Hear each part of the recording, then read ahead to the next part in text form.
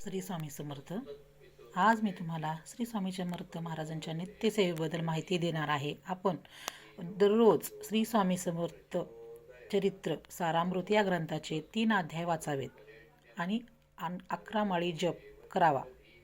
तर श्री स्वामी चरित्र सारामृत या ग्रंथामधील 3 अध्याय का वाचावेत? तर पहिला अध्याय हा पूर्व कुकुर्म नष्ट होण्यासाठी, दुसरा अध्याय वर्तमान काळामध्ये सद्बुद्धी व चांगले कर्म घडण्यासाठी, तिसरा अध्याय भविष्य उज्ज्वल होण्यासाठी. ही सेवा नित्य नियमाने केली तर आपल्याला त्याचे फळ मिळते. तसेच 11 माळी जप. 11 माळी जप हा आपण का करावा?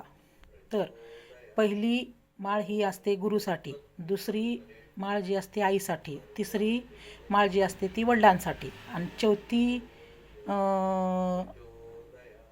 माळ जी असते ती पितरांसाठी. आणि बाकीच्या जी 6 माळी ज्या असतात 5वी 6वी 7वी 8वी आणि 9वी 10वी,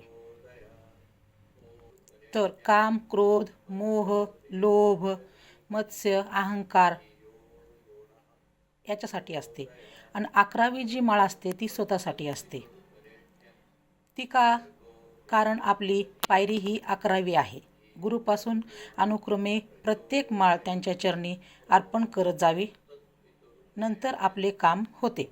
कारण षडरिपू आपल्या आध्यात्मिक मार्गामध्ये बाधा आणण्याचे काम करत असतात. कोणी सेवेमध्ये जवळचा मार्ग काढत असतात, म्हणून काम होत नाही. म्हणजे पहिल्या पायरीवरून एकदम 11वी पायरी गाठायचा प्रयत्न जर केला तर आपण तोंडावर पडू शकतो. म्हणून 11 माळीचा जप हा करावा. श्री स्वामी समर्थ.